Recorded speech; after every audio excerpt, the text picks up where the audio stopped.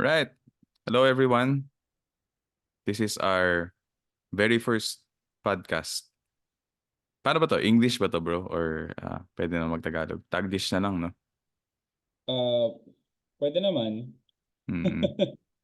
Kahit Yeah. ano. Siguro ako mas English ako. Taglish na lang. Or kahit ano, let's just Mm-mm. talk about things.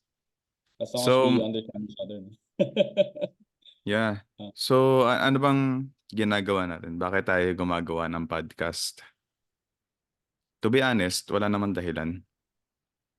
oh, We we just just wanna, listening up this week, no? And then we said, okay, fine, let's do it. yeah, naisip lang natin, it would be nice to maybe invite other people in this discussion. Di naman tayo nag-expect ng super viral na mga podcast recording. Pero I think yung pinag-uusapan kasi natin, I think it's important enough na other people might want to share their thoughts rin. And Mm-hmm. Yeah. we can, pwede kasi natin siyang i-post sa Facebook and pag-usapan sa Facebook.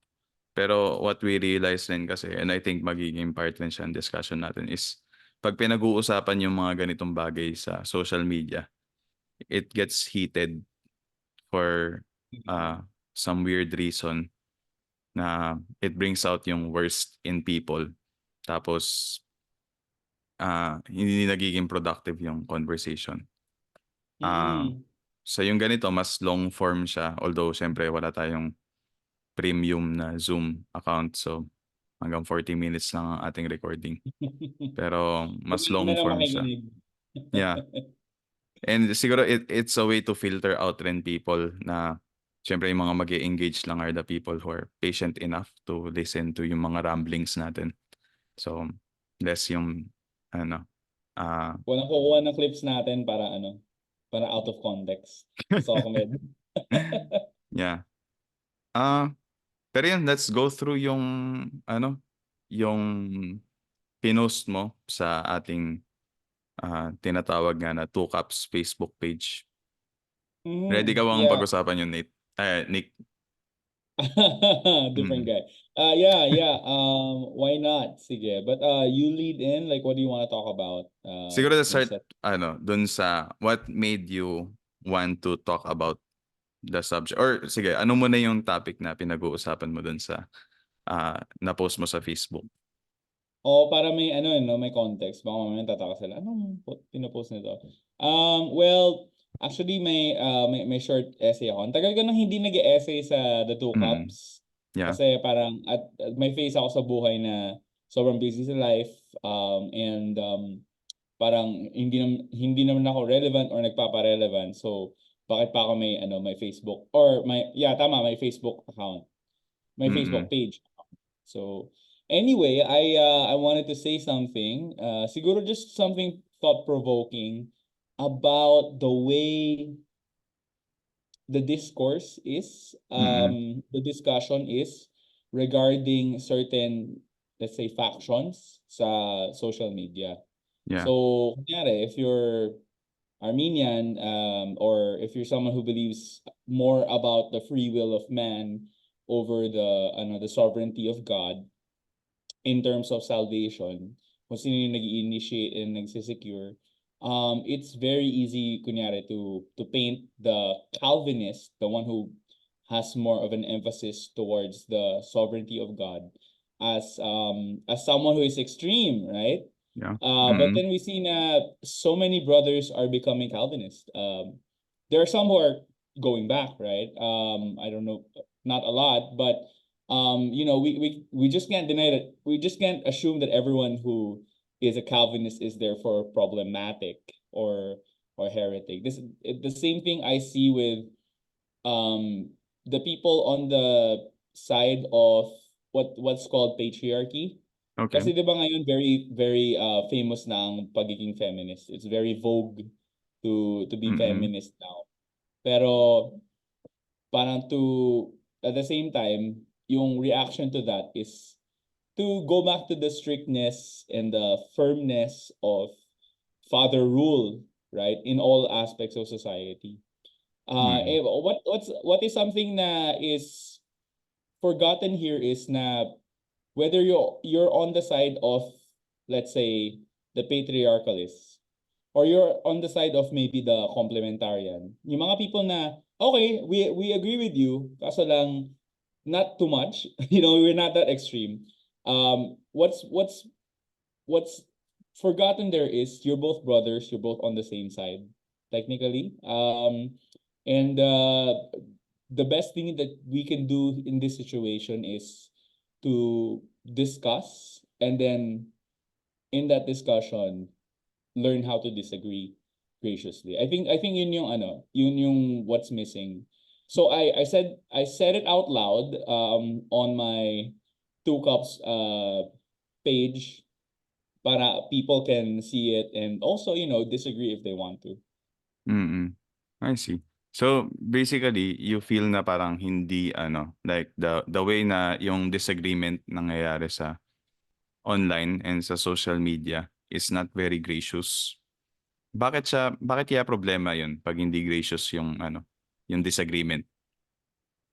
Well, nothing gets done. Mm. No relationships are built. No one shakes hands, as it were. Tapos, like says, "Oh, I respect your convictions, even though I might not hold onto them." So in short, parang there's no brotherly love when it comes to uh, you know, sorry, Mm. when it comes to no conversations. A lack of conversations means, you're not practicing brotherly love among people who disagree. Yun. I see. So would you say na yung na 'yun, like kanina may mention ka yung patriarchal, anong tawag dun? Yeah, no, just Mm. patriarchy, no? Yeah, the Oo. patriarchal movement. And also the yung Calvinist Arminian debate, Yeah. 'no? Mm. Mm-mm. Would you say na parang yung pagiging uncharitable is on both sides, na it's Oh yeah, from definitely. Like mm, people in my camp could also be incredibly barbed. They don't struggle with the arguments as much. Although nowadays I personally try to steer away from that. And people who do that, I don't think it's wrong to steer clear from that. But in fact, we should be steering clear of that if we're not ready for that discussion. mm, Pero sometimes, we have caricatures. So admit naman yun, like that's something that everyone needs to work on. And I think it exposes your weakness as a person if you're willing to attack without understanding your opponent's position. mm, And maybe it's too harsh to say, "Oh, this person is an opponent," pero we say it in the most brotherly sense that mm, you guys have different points of view here. In that sense, they will attack your view, and you will attack their view. And to be brotherly in doing that, that's what we're trying to capture. yeah. Oo nga, eh. Hmm, that's true, 'no? Ano kaya yung I think one of the things din kasi kunyari may, ah, disagreement online. This is one of yung points that I wanted to get to rin. Um, yung challenge kasi pag ginagawa yung theological discourse on social media is siya, what generates yung attention ng mga tao is in a way that's what makes someone successful in a social media platform is how many clicks, how many likes, how many shares, how many Yeah. reactions you can get. So basically parang kailangan mo makuha yung attention ng mga tao. Pero how do we get people's attention? You need to say something that's inflammatory, something na ah, maraming magre-react, maraming either ma-o-offend or mag-a-agree. Um, Yeah. so in a way, yun nga inisip ko sometimes a lot of this parang yung heated na mga arguments are generated because of the medium itself. na yung platform mismo. Like ayoko naman maging anti social media Oh yeah. advocate naman or anything like that. Kasi nga like ano nga eh, like nabasa mo yung kay ano yung kay ah pangalan nito, yung productivity ni ano ni Doug Wilson, tama no? Mm, partially, no. There was a point where I did read some parts of that.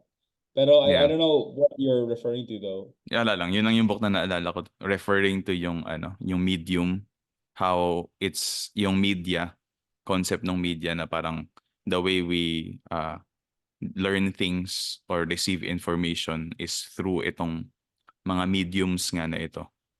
And then Right. in a way the medium is the message eh. Like yung medium na gagamitin mo, yun yung message na parang mako-communicate mo. So for example, gamitin natin social media, attention, parang the idea sa social media is you get as much attention as you can get from people. Tapos yun yung parang magde-determine ng success ng ano mo, social media presence mo. Mm-hmm. And then the means that you do that uh, is through making inflammatory statements. So kumbaga, yun na yun parang nagiging identity ng mga tao. And then we tend to Mm-hmm. attach those things sa kanila. No? Um, so yun, I'm just thinking lang na I think we're not the only ones na ano, na nafe-feel yun na baka ano siya, medyo divisive na some of the discussions na nangyayari online. Pero Mm-hmm. we're also parang some of the people rin who really think na ano, parang discussions like this are important. Oh yeah. Na,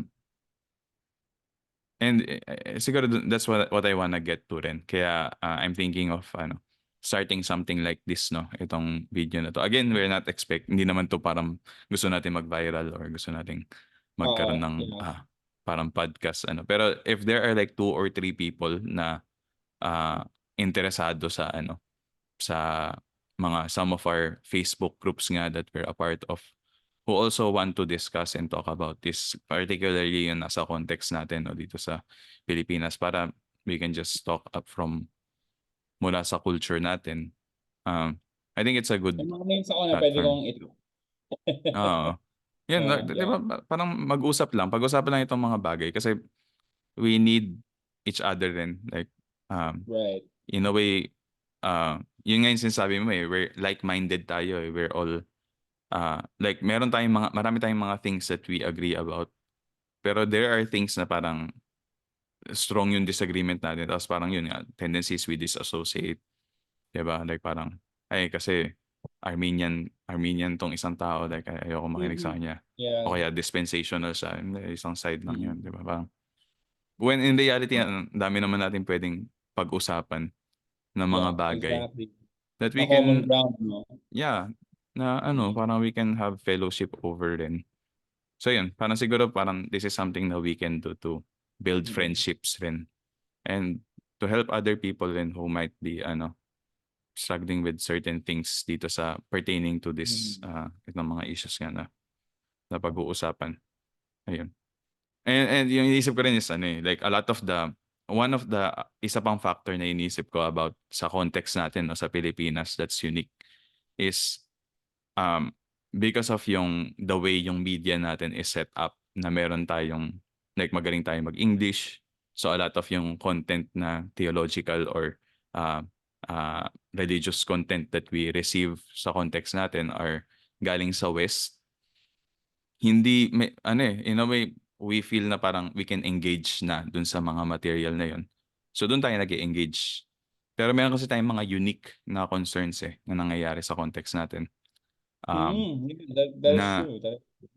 yeah na I think it would be nice kung pwede rin natin tulungan yung bawat isa like we can have friendship with kunyari mga American na mga theologians or mga friends natin sa US na are like-minded also pero iba pa rin yung ano eh, yung someone that we can meet 'di ba like kunyari punta tayong sa ibang bansa like naalala ko yung 'di ba yung part of yung isang ano NCT group no like um uh sila Kuya RD, sila ah, Kuya Leonard and everyone else dun. Like one time parang punta akong Cebu nakapagkape pa kami ni Kuya Leonard. Things like that, 'di ba? Na you can only build those kinds of friendships pag meron tayong relationship nga. Pero yun ang nangyayari nga ngayon is nade-divide into camps, 'di ba? And minsan pag nag-divide ka kasi into camps, mangyayari dun sa mga camps na yun, if meron isa pang disagreement, baka mag-divide na naman, 'di ba? So parang Oh yeah. ah Although sometimes it's necessary, kunyari, if you're okay, maybe not in a friendship context, mm, kunyari, denominational context. You disagree with a certain movement, or with a certain decision. I think I would understand kapag ganun, diba? Pero when we're mm, talking about like just relating to one another, interdenominational, just the whole the spirit of brotherliness among Christians. I think you cannot lock up that spirit in your denomination. yeah, Like that's true. that's not possible. It will want to break out. Um you will not have the perspective and the blessing that you will get from having alternative different perspectives that would Oo, also ground you in your own tradition. So yeah. I think one of the things that I personally, and also we all personally need to work on is having the strength of conviction, but Mm, also that cheerful just acceptance of a humble difference, mm, and kind of like learning how to bond through that right. respect of each other's differences. Mm, Yeah. that's true. But yeah. I But think don't you think I sorry. Yeah, sige, go ahead. baka connected naman yung question mo. I know, Or yeah. No, I'm thinking that there are also other considerations like um for example, if you think something is an existential threat to you and your people, it's very easy to other the other person. yeah, So those are yun some nga things eh. that we should consider, yeah. Actually what I was gonna say, very connected sa sasabihin mo eh. A lot of times kasi nga, ang tendency na nangyayari, especially when we get uh, yung mga katulad natin na very interested, yung temperament-wise or personality-wise, very interested in theology, we tend to parang nako-connect natin yung identity natin sa theology. Or just, kasi nga, that's what religion is eh. Religion is worldview eh. So kumbaga, Mhm. the way we Yeah. see the world is very connected sa kung ano yung convictions natin about who God is. So theology natin is our world in a way. So kumbaga when there's some person na disagree sa theology natin, parang magiging existential threat talaga siya kasi parang yun na yung mundo natin eh. And then someone is parang Right. Yeah. saying something that's different dun sa world natin. So ang temptation nga is to parang separate ourselves from other people. Pero I think one of the things na parang fear ko, no, I don't have data to back up na whether this is really happening.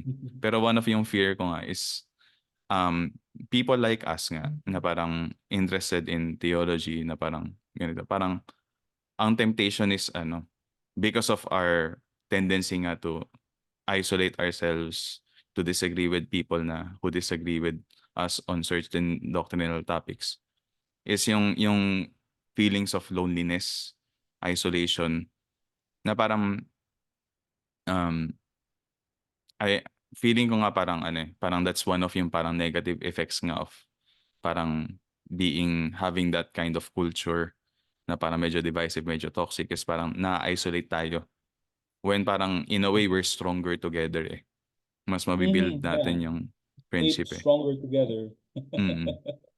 And ako personally, I would say that even with folks na like who are Calvinist and Arminian, for example, na parang if we can find unity and bond on things na we are in agreement with, I think mas mas Yeah. like for me, for example sa akin, like pag meron akong mga personal challenges and personal struggles, sometimes may mga times na mas um blessing pa to receive yung parang edification from someone na na who has a different theological system na pinanghawakan. Like someone na Armenian. Minsan may mga certain situations na mas nabe-bless ako dun sa nila, sa parang prayer nila or sa comment nila. Like even though hindi ako completely agree sa theology, 'di ba? Yeah. So all that to say na parang hindi lang hindi lang ang temptation kasi natin is we think na we get uh, edification only by pag lang tayo, pag merong someone na completely agree yung theology niya sa akin. If he can somehow parang teach me about theology, give me yung parang knowledge of itong sinabi for example ni Bavinck or kung ano mang paborito nating mga theologian na na kumbaga nourishing yung mind natin. We don't realize na parang so mas holistic pa yung Christian life natin eh. And the brotherhood na we can have with other people who are genuine believers sa totoong merong faith, merong Holy Spirit, merong ganun. So, ayun. So, yun lang yung thoughts ko nga na parang yung mitigating nga yung possible na loneliness. I don't know kung nai-imagine ko lang siya, pero I feel na parang lalo na after nung pandemic, no? Na everyone was isolated nga for so long. Na parang that's one of yung parang psychological issues nga na nangyayari. Na parang we can, in a way, help people who are struggling in that area. What do you think about that, bro? Yeah, I do agree. And you know, all the more we should have more than just our friends, or even more than just our circles in church. Although kasi ako, ang sa perspective ko, parang kumbaga, you really have to be grounded in a church Yeah. that Mm-mm. believes in the same creeds and confessions as you. Parang kumbaga, if that's your starting point, it helps with the loneliness, not completely. Kasi Mm-mm. syempre there's variations of personalities, diba? Right. Mm-mm. But yun nga, the other way to to deal with loneliness is to share common ground with people, diba? But Mm-mm. maybe you have more common ground with someone who is outside of your church, but still inside of the faith. Yeah. Mm-mm. And you know, they'd be of great help for you. One thing that I think we all need to understand, especially if it feels like an existential threat, is that um your Bible is open. Mm-mm. You know, it's not um your Bible being open, you being able to exegete from your Bible, you being able to read points of the Bible, you know, having your convictions grounded on the Bible, having it open and ready for people to, you know, discuss your hope. It will really help you when it comes to fellowshipping with other people from other traditions. Mm-mm. Um, because you've worked through the same material, right? You Yeah. work through the same material. Mm-mm. It's not like it's not really a pebble in the shoe situation, you know, where you can't stop thinking about it. Or even if it is, um, it's still like everything works out for your good. Ultimately, I guess what I just wanted to say is, you know, you don't have to be an encounter with someone who is of a different tradition than you, but it doesn't kind of like existentially remove or ruin your own conception of God. Like you Yeah. could believe God is sovereign, even as you fellowship with and over certain, in fact, certain other believers. In fact, you know, I think it's just proof um of your of your position that God can use anyone, absolutely Exactly. anyone, Mm-mm. even those outside of Christ, even those inside of Christ who are not the same as you, to enact His sovereign purposes over the world. Mm-mm. So all the more, at least from my perspective as a Calvinist, even though it's hard, and it's hard to apply, emotions are just contradicting what I know logically. The logic stands. The logic stands. It should be believed that God works through all sorts of people, even the people that you don't recognize as one of your own. Yeah. I think that's one of yung strengths talaga ng ano, ng Reformed theology, lalo na yung parang historical na Reformed epistemological system, no? Kasi nga you have the parang philosophical grounds to have yung epistemic humility. What I mean is, alam mo na your knowledge doesn't come from you, it comes from God. Yung Mhm. and yung doctrine pa of common grace na this knowledge hindi lang siya parang sa'yo. It's not something you can be proud of. Pero it's something na para may wisdom ka rin na makukuha from other people who are gifted by God in different ways, even though hindi same yung beliefs niya. Yeah, so yun yung sabihin ko. Pero the other thing na isa ko pang gustong sabihin is uh, I think yung circles kasi natin ano rin eh, like we have people rin na or at least ako no, like mga I have friends who are ano Armenian, who are Molinist, who are iba yung parang soteriological system nila. Not just soteriology, pero just the God-world relationship in general. Na magkaiba sila ng belief system. I think ano eh, parang a lot of these discussions are ano eh, pwedeng maging mas fruitful pa eh.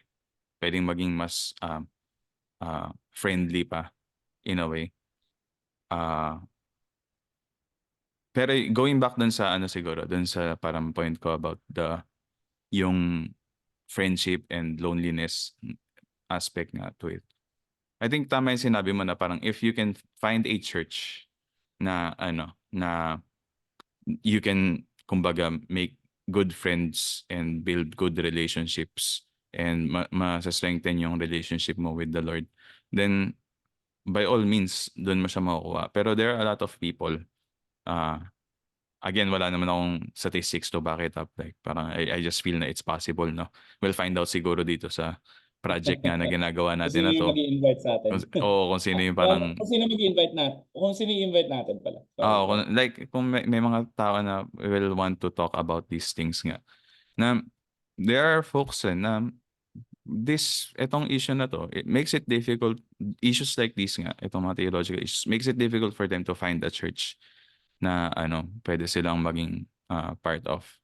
And which is one of the reasons yun kaya gusto rin kitang kausapin, Bro Nick. Kasi in a way, ito rin yung testimony mo eh. Diba? Parang uh, nagkaroon ka ng journey of faith and then parang you fell out of yung faith because of certain issues and then nung bumalik ka you look for a church na ano na Yeah. ay running out of time daw so kailangan ko daw mag-upgrade Okay pa, pero may may 10 minutes pa naman. I think we can finish in 10 minutes, hindi naman kailangan sobrang haba tong first episode natin bro, pero Oo. ano lang as an invitation lang to people who want to talk about these things na pinag-uusapan natin. And ano, wala rin tayong outline eh. So parang, yeah, kasi we don't, feeling ko minsan pag masyadong formal, it makes it ano eh, Oo. parang hindi Dami mo nagiging, nang, dami mo nang gustong i-include. yeah, Sobrang stuff. and ano eh, in a way, we just wanna make friends with people. And I think baka kasi pwede naman natin 'to gawin sa Facebook, comment tayo dun sa ano, mga Facebook posts dun sa mga Facebook group natin. Or we can do something like this tapos invite natin yung mga tao to just share their heart tapos um ayun, hindi naman kailangan lahat ipo-post. Pwede naman kung merong i-share tapos ah medyo nahiya tayo na malaman ng ibang mga tao, we can like cut it off siguro or something like that. Pero yung basic idea lang is we want to open up a conversation with people who want to wrestle with these issues. And to also, most importantly, para sa akin, to make friends with other people, like possible na from other traditions, na Christian, siyempre. And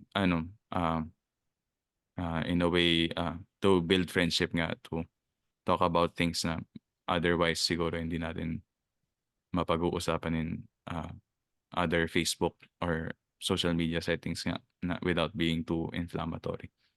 Yeah. Ayun. Any thoughts about that, bro? Well, this is just an extension of what we've been doing for how long have we been friends? Ano bro? 2018? Bro, we've been friends for like 11 years, I think. Ay, o nga. Kasi Diba? Like 2012. 2012. Oh, 2012. Sorry. 2012 Iba and pala then yung binibilang ko. 2022 plus. Yeah, yeah.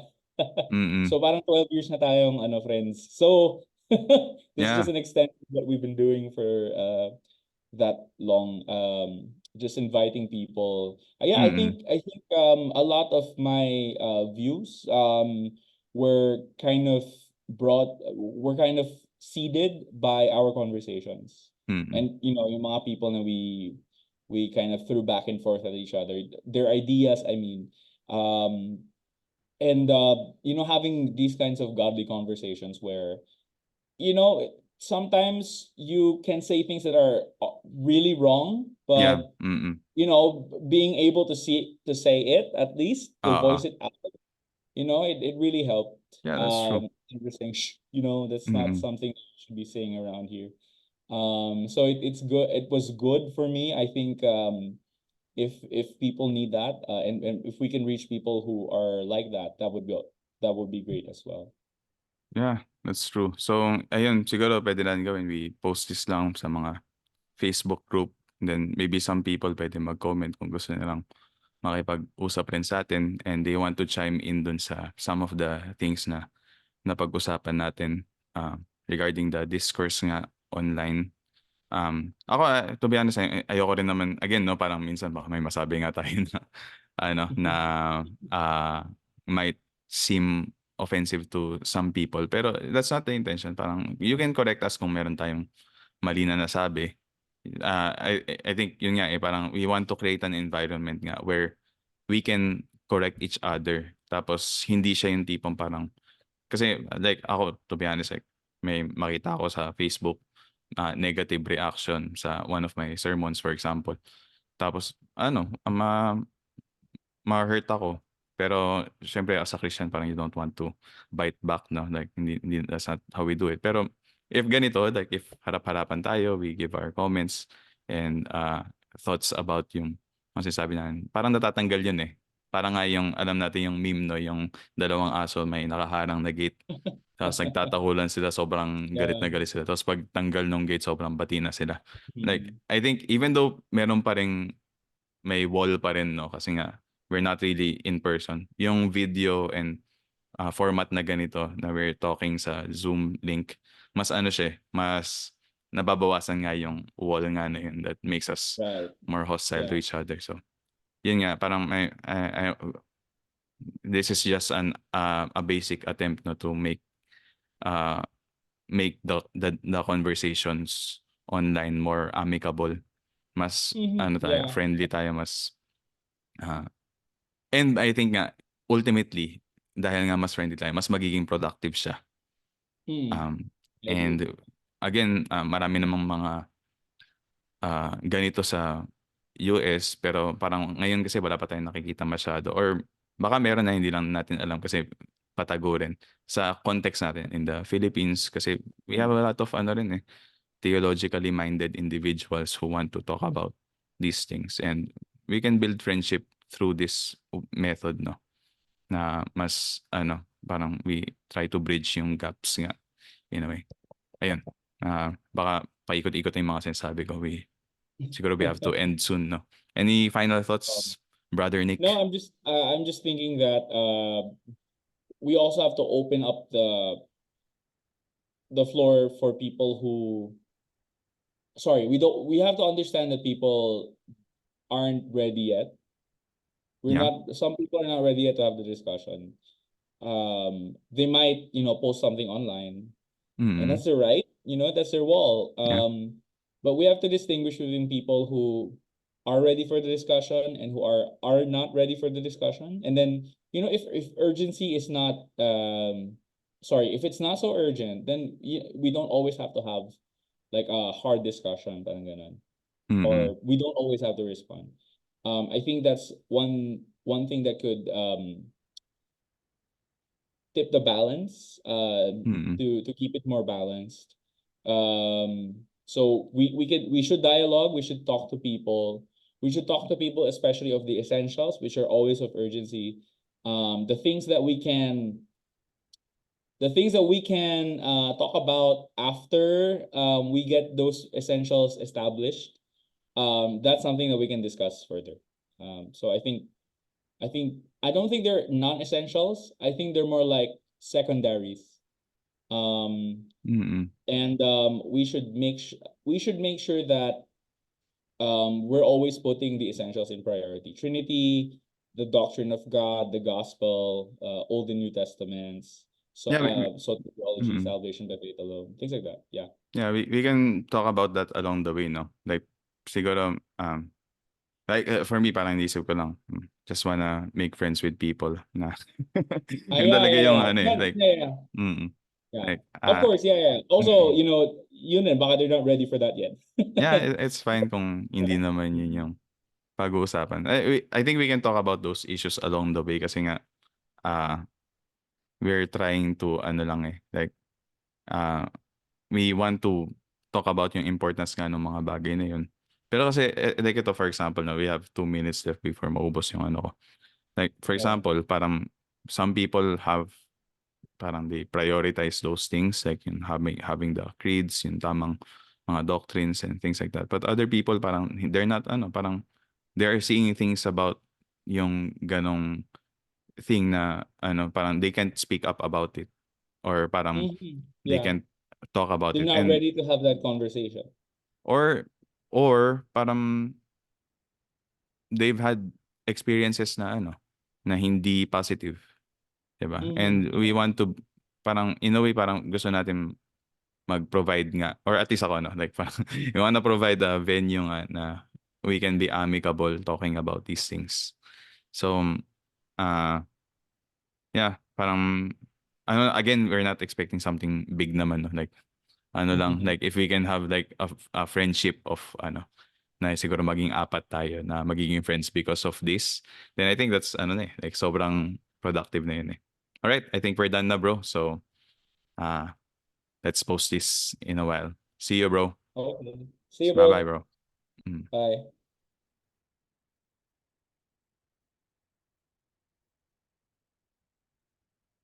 Paano ba mag-stop recording? Ay, ito.